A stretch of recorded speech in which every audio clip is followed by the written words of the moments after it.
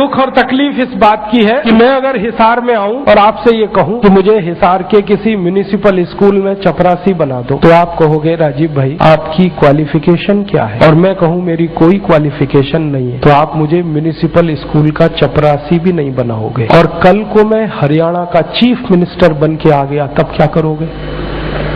उसी zero qualification पर मैं हरियाणा का अगर चीफ मिनिस्टर बनकर आया तो आप मेरे गले को मालाओं से लाद दोगे और जिंदाबाद इतनी करोगे तो सारा शहर बहरा हो जाए। ये विडंबना है हमारे देश की।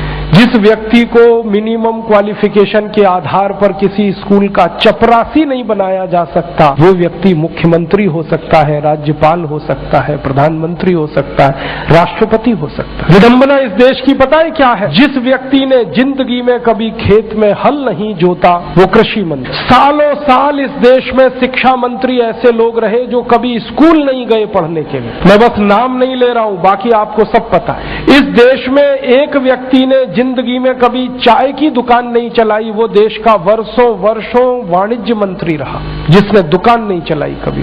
फाइनेंस का जिसको एबीसीडी नहीं आता वो सालों साल इस देश में वित्त मंत्री रहता है। जिसने कभी अपने बेटे और बेटियों को भारत की सेना के लिए भेजा नहीं कुर्बान होने को, वो देश का रक्षा मंत्री हो सकता है। और जिसको अपनी रक्षा करने के लिए सैकड़ों जवान लगते हैं वो देश की क्या रक्षा करेगा? सोचो आप। जिस व्यक्ति को जिंदगी में कभी विज्ञान और तकनीकी का अंतर पता नहीं है वो साइंस और टेक्नोलॉजी का मंत्री हो सकता है, और जिसको इनमें से कुछ भी पता नहीं है वो प्रधानमंत्री हो सकता है। इससे ये विडंबना है हमारे देश की।